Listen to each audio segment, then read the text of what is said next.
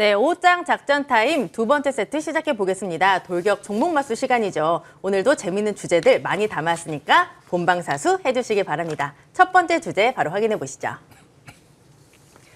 네, 첫 번째 주제입니다. 범죄도시 천만 관객 초읽기, 영화 관주 엔데믹 쇠가 시작됐나라는 주제입니다. 코로나 이후 정말 오랜만에 천만 관객 돌파를 코앞에 둔 범죄도시 2를 시작으로 이제 영화 시장이 조금씩 살아나고 있습니다. 뭐 기대작도 줄줄이 대기를 하고 있는데 이에 따라 이제 영화관 관련주들 봐야 될지 아니면 아직까지는 시기상조일지 두 분의 의견이 굉장히 궁금한데요. 영화를 좋아하는 영화인 입장에서 두 분의 의견을 들어보도록 하겠습니다.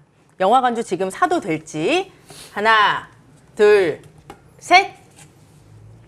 네, 지금 영화관 관련주를 사도 된다라고 하셨는데 우리 김선윤 전문가님 네. 사도 되나요? 우선은 천만 관객 얘기하셨는데 네. 보셨어요? 봤죠. 나오자마자 봤어요. 아, 그래요? 네. 그러셨구나. 어떠셨어요? 저는 솔직히 원보다는 재미는 네. 없었어요. 왜요? 원보다는 재미없었고 제작자 이 분을 제가 알고 있는데 제작자랑 이제 문자를 주고받으면서 네. 형 영화는 재밌는데 원보다는 재미없네 그랬더니만 그런데 흥행은 한다야 뭐 조만간 어제 이렇게 대화를 나눴는데 회사 입장에서 사실 이거를 조금 약간 기대는 안 했던 것 같아요.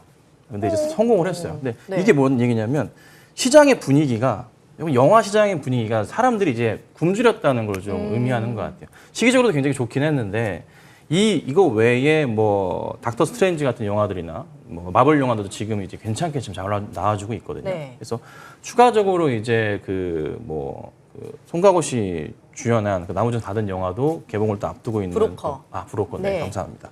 그걸 또 이제 진행을 하다 보니 연이어서 또 이제 재미있는 거를 한번 사람들이 맛을 보면 또 다시 찾아가게 되거든요. 그렇죠. 그래서 아마 상당히 조금 실적 부분에 있어서 긍정적이지 않을까 생각을 해요. 근데 하나 조금 조심하셔야 되는 게 실적이 당장에 이게 이번에 잘 영화가 관객 수가 늘었다고 해서 잡히는 건 아니라 다음 분기로 보셔야 돼요. 정산을 해야 되니까. 자, 그래서 CGV 같은 경우나 영화 업종들 자체의 실적 흐름이 2분기 기대보다는 하반기로 보셔야 됩니다.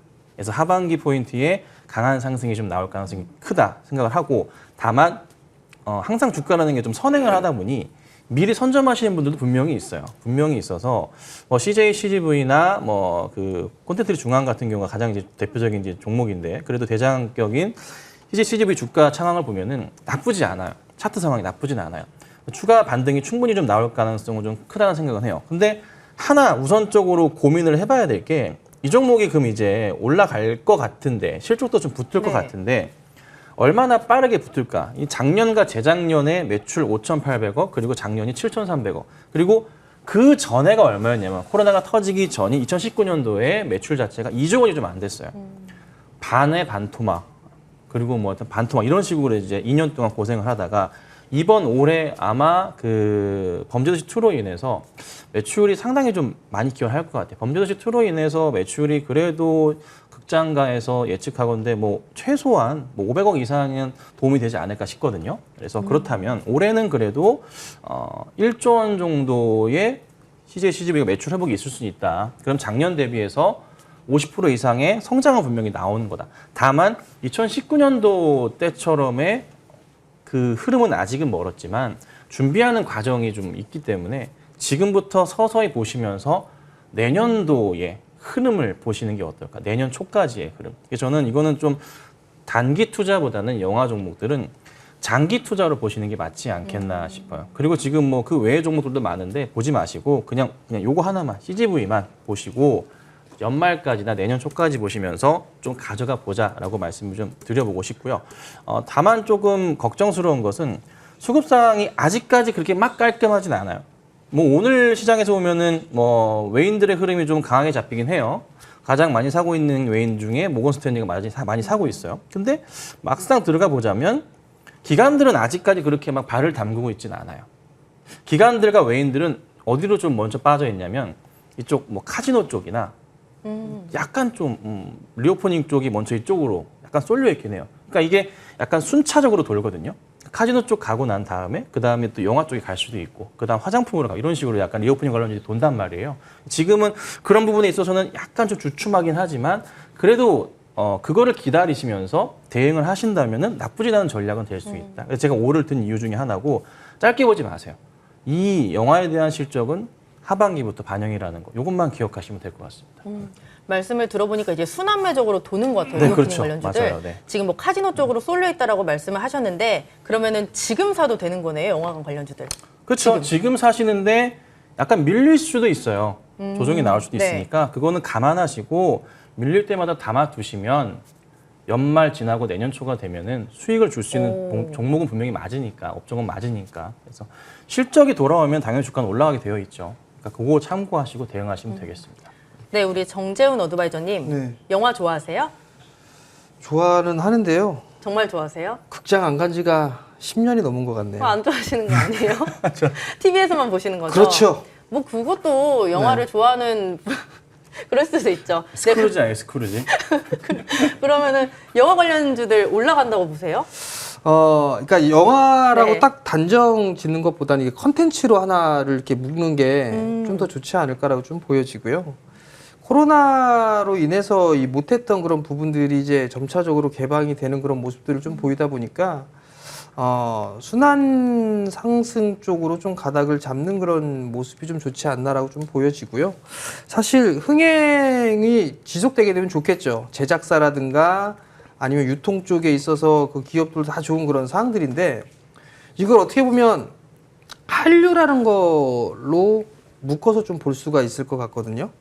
그러면 그쪽에 관련돼 있는 섹터들 뭐 컨텐츠 쪽도 마찬가지고 제작도 마찬가지고 뭐 엔터라든가 이런 쪽까지 다 연관이 돼서 볼 수가 있을 것 같아요. 그러면 그들 기업들이 오히려 이제 뭐 공연을 하지 못하고 상영을 하지 못했던 그런 부분들에서 다시 이제 상영을 하고 공연을 하기 시작하게 되면 실적에 대한 부분들은 좋아질 수밖에 없는 그런 사항들이기 때문에 그들 섹터들을 다 같이 묶어서 보는 게 좀 어떨까 그 점을 좀 말씀을 드리고 싶고요. 그리고 이제 연계가 좀 돼야 되지 않을까 싶어요. 협업이라든가 이런 부분이 좀 상당히 좀 중요하게 좀 생각을 하고 있는 그런 사항들인데 실적에 대한 부분들까지도 좀 고민을 해봐야 되지 않을까라고 좀 보여지거든요. 그런 면에서 가장 뚜렷하게 흐름들이 좀 나올 수 있는 부분들은 그래도 엔터 쪽이 아닐까라고 좀 생각이 돼요. 물론 이쪽에 뭐 CJ, CGV나 이런 쪽 실적이 개선되는 부분들은 분명히 좀 나올 수는 있겠지만 계속적으로 좀 성장을 해 나가는 측면에서 놓고 봤을 때는 오히려 이쪽들보다는 엔터 쪽이라든가 뭐 이런 쪽이 좀 더 좋지 않을까라고 좀 보여지거든요. 그렇기 때문에 그러한 부분들을 좀 보게 된다라면 다 싸잡아서 보는 게 제일 좋지 않을까? 뭐 그렇게 좀 생각을 하고 있습니다. 지금 유튜브 댓글을 보니까 전문가님 차트만 보지 말고 영화도 좀 보시라고. 그러니 문화생활 좀 하시면 좋을 것 같아요. 방송에서는 네. 차마 언급하지 못한 불다 뭐 이런 거. 네. 근데 제가 찾아보니까 영화관 관련주들이 굉장히 많잖아요. 좀 주목을 해볼 만한 게 콘텐츠리 중앙이 범죄도시 2를 제작하고 이제 배급을 총괄을 했어요. 그리고 이제 메가박스까지 운영을 하고 있는데 이런 쪽도 보면 좋을 것 같거든요, 저는. 네. 근데 이게 네. 항상 말씀드리지만 제가 이제 뭐 카지노 얘기할 때도 그렇고 어떤 특정 기관과 외인들이 집중적으로 좀 관심 있게 보는 종목을 사야 돼요. 외인과 기관이요? 그럼요. 자, GK가 파라다이스를 봤을 때 보통 일반적으로 가장 많이 수급 상황과 또 매출 상황이 큰 회사가 파라다이스이기 때문에 계속 매수가 들어오거든요. 기관과 외인들이. 들어올 때 그러니까 확실히 들고 거래하기가 편해요. 근데 이제 콘텐츠리 중앙과 이제 뭐 오늘만 보더라도 알 수 있을 것 같아요. 시총 차이도 뭐 그러하고 해서 거래량하고 차이도 분명히 큰 차이가 좀 있거든요. 그리고 기관들의 입장에서 봤을 때 CGV가 성장성 자체가 좀 더 크다고 좀 볼 수밖에 없는 상황이고 수급적인 부분도 저는 그렇게 들어올 수밖에 없다는 생각을 충분히 하기 때문에 당장에 있어서 뭐 콘텐츠리 중앙 같은 경우 기관들이 좀 매수를 들어오는 건 맞아요. 조금 최근에 좀 들어와 주고 있긴 하지만 영화관 수와 그리고 이제 해외 진출해 있는 영화관들 입장에서 따져봤을 때 오히려 뭐 CGV 같은 경우 CJ 쪽이 좀 더 낫지 않을까. 그래서 저는 좀 뭐 너무 편중돼서 얘기 드린 것 같긴 하지만 그래도 뭐 나중에 팔기도 쉽고 그다음에 사람들이 관심 많이 가는 종목이고 좀 더 많이 가는 종목이 낫지 않을까 싶어서 말씀드리는 부분입니다. 네. 네. 우리 정재훈 전문가님 질문 하나 제가 해도 될까요? 네. 보니까 영화 좋아하신다고 하셨잖아요. 네. 네, 이번에 개봉하는 영화가 굉장히 많아요. 뭐 브로커나 헤어질 결심, 뭐 칸에서 또 상을 받았잖아요. 네. 이런 왜 눈치를 보시죠? 영화 뭘 좋아하시잖아요. 개봉하는지는 몰라요. 아, 네. 근데 배급사를 보니까 CJ ENM이 이 두 영화를 맡았더라고요. 네. 이쪽 주가는 또 어떻게 보세요? 글쎄요. CJNM도 뭐 그렇게 나쁘거나 하지는 않을 것 같은데 사실 이게 컨텐츠 쪽 뭐 CJENM도 마찬가지고 오히려 CJENM은 더 괜찮지 않을까라고 좀 보여져요. 다만 왜요? 이제 싸니까 밸류가 싼 그런 부분들도 있고 CJ 쪽에 있어서 그룹사 전체적으로 투자를 하거나 이런 부분들이 컨텐츠나 이런 쪽에 아마 집중을 하게 되면 CJENM이나 이런 쪽의 기업들도 아마 기여를 하게 될 거예요. 근데 주가도 너무 많이 빠져 있는 그런 상황들이고 다만 이제 일부 제작사들이라든가 뭐 컨텐츠를 만드는 기업도 이런 쪽의 기업들이 밸류가 너무 높아요.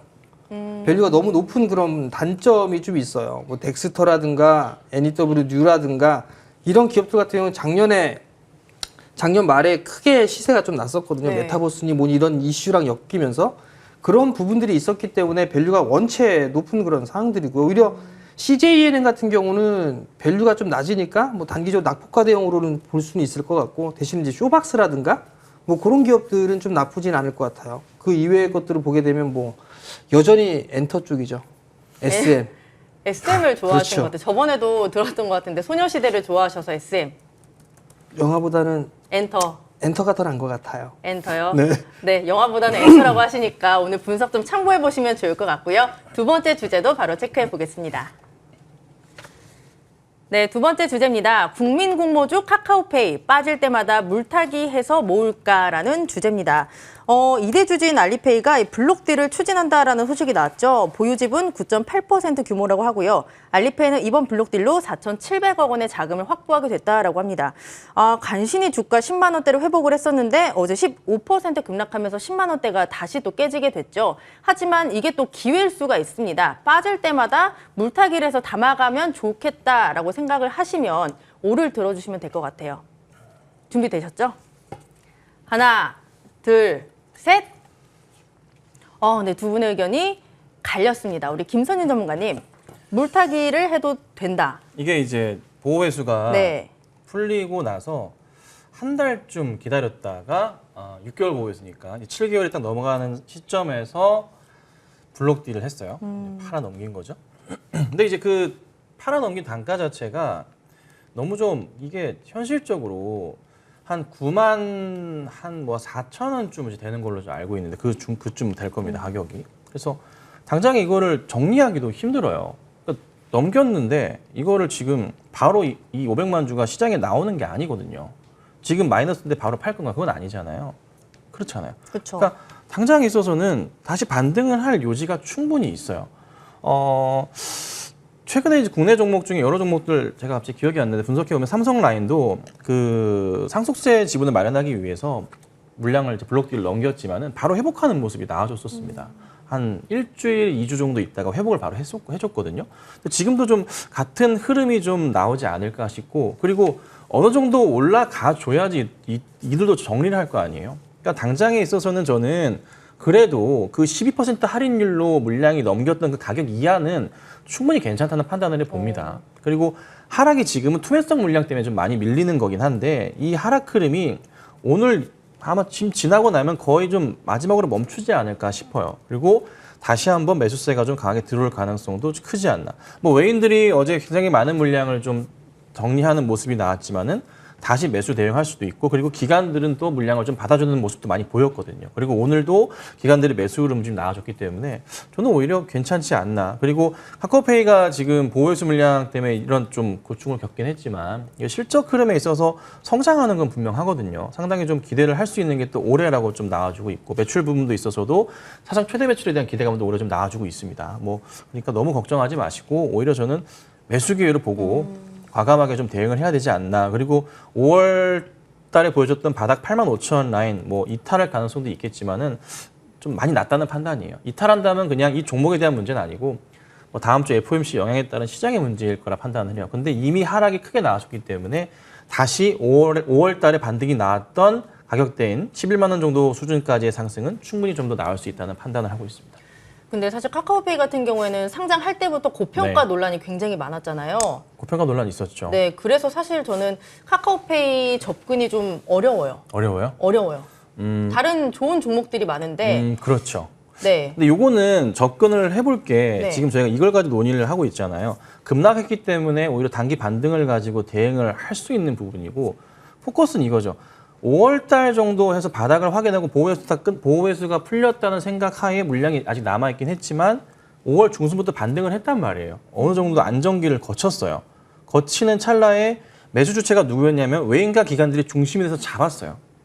잡았는데 갑자기 이제 뜬금없이 아무래도 제가 볼 땐 이 물량이 바로 나오지 않을 거라 판단을 했겠죠. 한 달 동안 안 나왔으니까 나중에 나오겠구나 판단을 했는데 갑자기 던져버리니까 왜 이 물량을 알리페이에서 이렇게 한꺼번에 그러니까 이 이유도 생각을 해볼 게 글로벌 시장이 약간 좀 둔화 기조에 있다 보니 현금 확보를 차원에서 좀 한 것도 같고 그리고 자기 기업 내에 자금이 또 여타 이제 빵꾸난 쪽에 자금도 있다 보니 그걸 좀 메꾸기 위해서 일단 현금 지원을 마련하기 위한 포인트로 봐요. 갑자기 나온 기관과 외인들이 예측하지 못했던 물량이라 보거든요. 그래서 다시 기관과 외인들이 매수 대응을 할 거라는 생각을 해봅니다. 그래서 단기적인 대응이니까 한번 이런 부분 고민해 보시고 대응해도 되지는 않을까 생각하고 있습니다.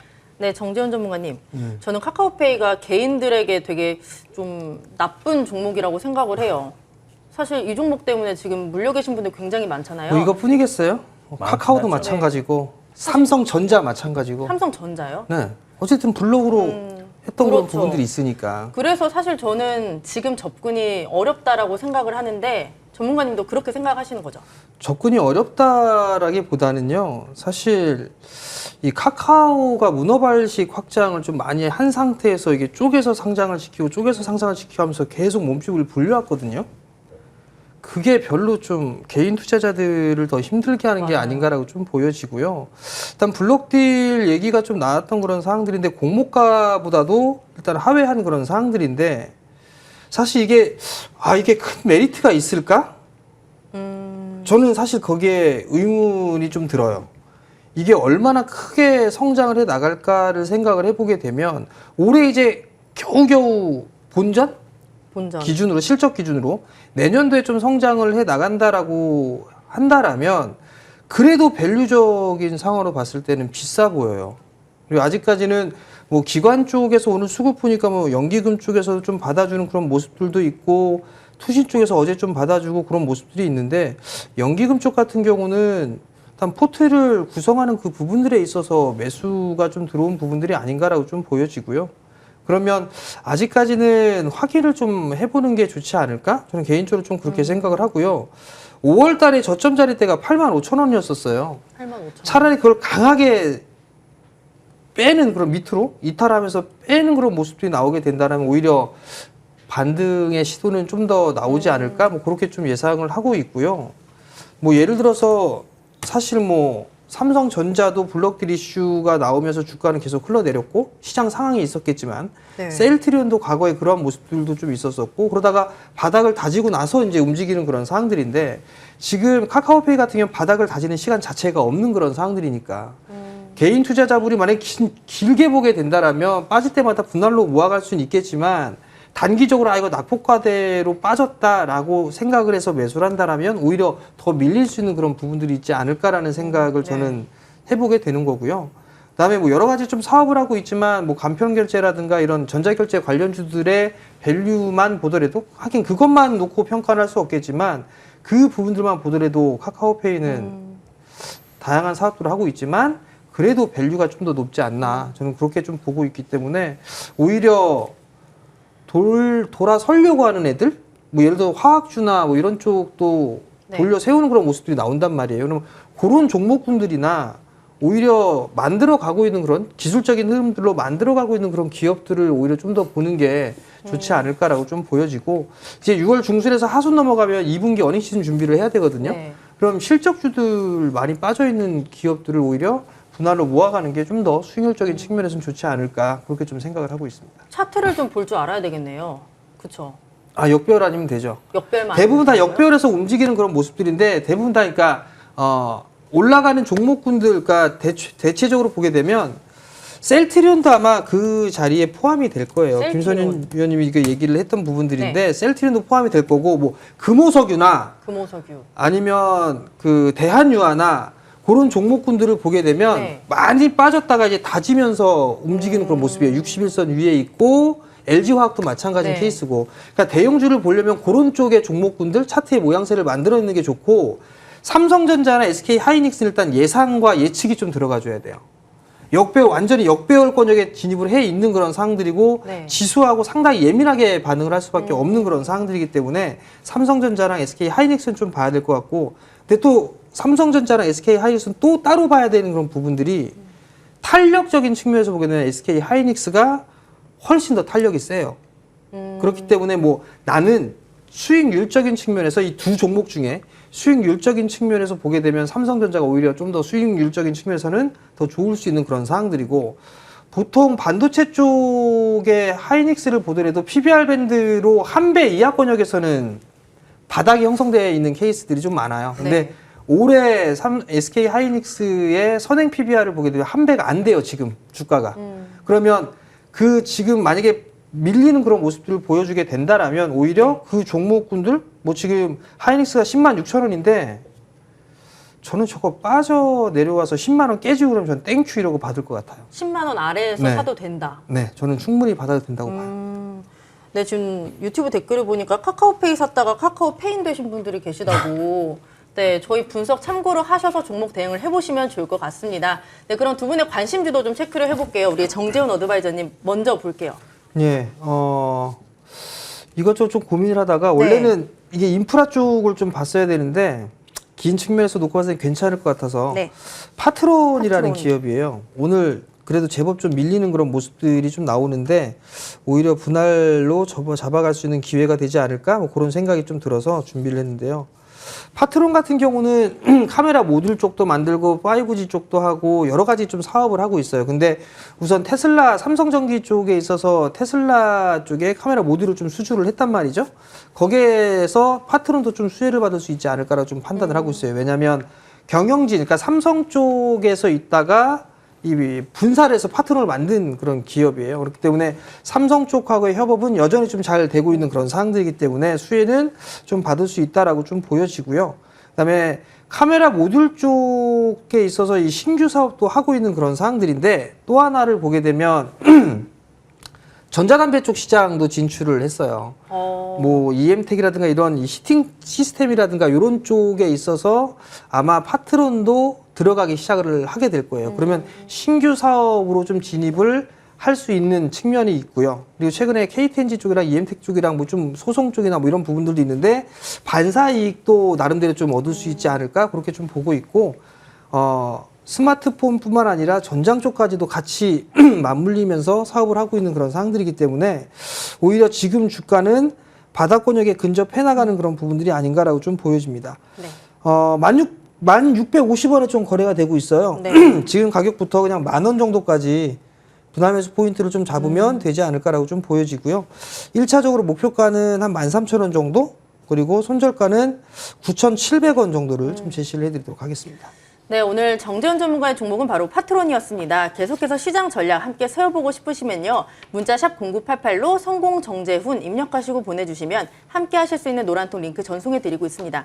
그리고 보내실 때 성공정재훈 띄어서 보내시면 안 되고 붙여서 보내주셔야 저희가 정확한 링크를 보내드릴 수 있으니까요. 참고해주시면 감사하겠습니다. 네, 그럼 이번에 또 김선인 전문가님의 종목 보기 전에 네. 종목 AS 해보고 갈게요. 저번에 제시해 주셨던 SK이노베이션 최고가 기준으로 16% 넘게 올랐습니다. 이 종목 어떻게 대응을 해봐야 될까요? 우선 잘 가져가시면 되고요. 굉장히 잘 가고 있습니다. 뭐 추천드리고 나서 계속 올라가네요. 계속 올라가고 있고 유가가 좀 계속적으로 상승할 수 있다고 좀 말씀 좀 드렸잖아요. 근데 이제 제가 고민되는 게 하나가 있다. 뭐냐면 우크라이나하고 러시아 이제 전쟁이 끝나게 되면은 유가는 당연히 조금 이제 해소가 될 거예요. 상승분 자체가 떨어질 수밖에 없거든요. 그래서 아직은 조금은 노력은 하고 있지만 미국도 그렇고 노력하고 있지만 유가가 상승하는 분위기는 아직까지 만들어지고는 있어요. 그래서 조금 더 올라갈 가능성이 크다고 말씀드리고, 올라가는 이유는 딴 건 아니라 이에 따른 2분기 실적이 원체 좋다 보니까 기대감 때문에 계속 올라가는 거고, 외인가 기관들도 관심을 좀 갖고 있는 상황인 것 같습니다. 그래서 2분기 실적은 잘 아시겠지만 7월 달에 이제 나오게 될 거니까요. 7월, 8월 달에 나오잖아요. 그래서 우선은 그때까지는 웬만하면 가능한 한 흔들리지 마시고 가져가 보자 이렇게 좀 말씀드리겠습니다. 네, 홀딩하자라고 말씀을 해주셨고 오늘의 관심 종목까지 체크를 해볼게요. 오늘은 먼저 미리미리 추천을 좀 했으면 좋았을 텐데 네. 말만 하고 추천 안 했던 종목이에요. 뭐죠? 파라다이스를 가지고 나왔는데요. 대형주 위주로 제가 추천을 많이 하다 보니까 이 종목이 고르는 게 좀 한계가 좀 있더라고요. 그래서 조금씩 제가 좀 낮은 종목으로 좀 가지고 나와보려고 하는데 파라다이스 이슈는 딴 것보다도 이제 리오프닝에 대한 큰 수혜를 볼 수 있고 그리고 외국인 관광객들이 국내로 이제 들어와 주면서 매출 포인트가 다시 크게 올라가는 그 흐름이 좀 기대가 좀 되고 있는 상황입니다. 당장에 2분기 실적에 대한 기대는 없어요. 없지만 하반기부터 실적에 대한 기대를 해볼 수가 있다는 게 좀 중요한 것 같아요. 그리고 제가 좀 주목해서 보는 게 약간 걱정은 되는 게 뭐냐면 들어왔던 물량이 조금 일부 정리가 될 수는 있겠지만 다시 매수가 들어온다는 걸 의미하거든요. 외인과 기관들의 물량에서 한 해 말씀드리자면 최근에 외인과 기관들이 최근 한 달 동안 외인 20만 주, 기관이 100만 주가량 매수가 좀 들어왔습니다. 이제 하루 거래량 자체가 평균적으로 한 30만 주, 40만 주 정도가 돼요. 많을 때가 70만 주가량 되는데 이 물량을 기관들이 소진하기 위해서 거래량 분명히 터뜨릴 겁니다. 상승을 줘야 될 거 아니에요. 그래서 우선 한 번의 이슈는 더 발생할 수가 있고 기관들의 대부분 많은 보고서들이 쏟아져 나올 가능성도 카지노주 업종이 분명히 내재 있는 것 같습니다. 그래서 다만 걱정인 것은 다음 주 시장에 대한 불안감이 좀 있기 때문에 약간의 조정은 나올 수는 있어요. 근데 조정을 이용하셔서 대응을 꼭 하셔야 됩니다. 막 따라잡으시는 건 안 됩니다라고 우선 말씀드릴게요. 그래서 매수가는 우선 16,500원 이하라고 말씀드릴게요. 지금 16,400원인데요. 천천히 밀릴 때마다 담아두신다면은 전고점에 해당하는 부분 뚫으면서 1차 목표가 2만 원까지 돌파할 가능성이 높고 그다음 2차로 제가 25,000원까지 말씀을 드립니다. 그리고 손절가는 15,500원을 잡아드릴 테니까 조정 시 차분하게 한번 대응해 보시면 좋을 것 같습니다. 그럼 파라다이스 같은 경우는 오늘부터 접근을 해봐도 괜찮겠네요? 편한 대로 하셔도 돼요. 근데 이제 다음 주 시장이 좀 불안하기 때문에 다음 주 시장 보시면서 조금씩 대응하셔도 되고 그냥 마음 급하신 분들이라면 오늘도 사시고 다음 주도 사시고 그냥 밀릴 때마다 사두시면 어느새 수익은 좀 나계시지 않을까 생각이 됩니다. 네, 오늘 김선윤 전문가의 종목은 바로 파라다이스였습니다. 계속해서 참고해보시면 좋을 것 같고요. 시장 전략 함께 세워보고 싶으시면 문자 샵 0988로 김선윤 입력하시고 보내주시면 함께 하실 수 있는 링크 보내드리고 있습니다. 많은 참여 부탁드릴게요. 네, 2세트는 여기서 마치도록 하겠습니다. 3세트에서는 종목 상담 기다리고 있죠. 전화 02786-1022-1023, 문자는 013-3366-8200, 유튜브 머니투데이 방송을 통해서도 참여 가능합니다. 종목명, 매수가, 비중 함께 올려주시면 잠시 뒤에 여러분들의 종목 고민 시원하게 해결해 드리도록 할게요. 네, 두 분과는 여기서 인사 나누도록 하겠습니다. 내일 뵐게요.